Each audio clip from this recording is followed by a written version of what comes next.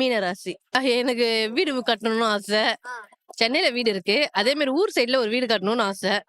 அது எப்படி கட்டுவேனா என்னன்னு அந்த ஒரு கேள்வி என் மனசுக்குள்ள இருக்கு. சார் எனக்கு தெரிஞ்சு இது ரொம்ப டிஃப்ரெண்ட்டா இருக்கு சார் கொஸ்டின். அவன் ஒரு வீடு கட்டுறதுக்கு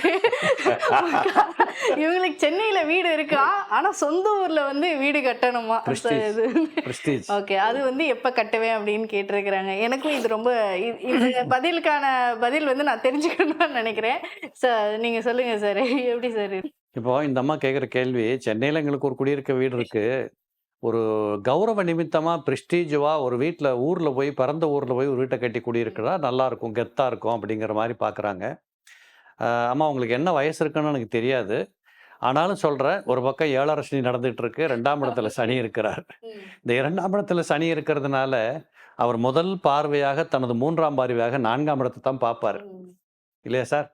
அப்ப 4ஆம் இடத்த பார்க்கிறபோது, 4ஆம் இடம் என்பது தான் மனை, வீடு, எல்லா வாகனம் எல்லாமே.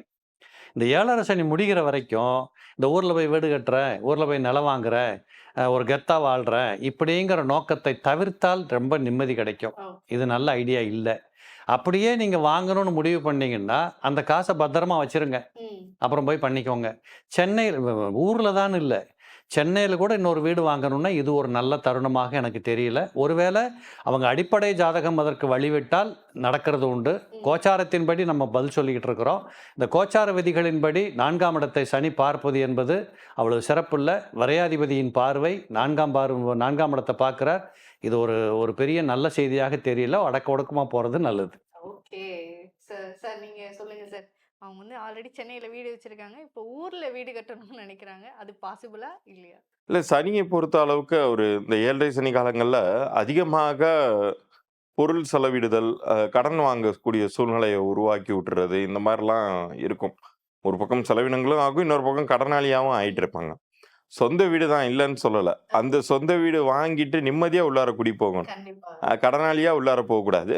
ஆனா இந்த காலகட்டத்துல அவங்களுக்கு இருக்கக்கூடிய ஒரே பாசிட்டிவான விஷயம், அவர்களுடைய ராசி அதிபதி உச்சம் அடைந்து, அவருடைய அந்த 5ஆம் வீட்டின் நிலைங்கிறது வந்து இவங்களுக்கு ஹெல்ப்ஃபுல்லா இருக்கும். அதனால அதிகப்படியாக கடனும் வாங்கிடக்கூடாது. உதவிகள் கிடைக்குதுங்கிறதுக்காக எல்லாத்தையும் வாங்கி போட்டுட்டு, அப்புறம் அந்த வீட்டு உள்ளார போகும்போது ஓட்டாண்டியா போய் உட்காரக்கூடாது. சொந்த வீட்ல உட்காந்துட்டு கூழோ, கஞ்சியோ சாப்பிடுற மாரி ஆயிடக்கூடாது. அந்த ஒரு காரணத்தினால கொஞ்சம் நிதானித்து செயல்பட்டால், அடுத்தடுத்த ஆண்டுகளில் அவர்கள் எதிர்பார்த்தது மாரியே வீடை மிக சரியாக கட்டி முடிப்பாங்க.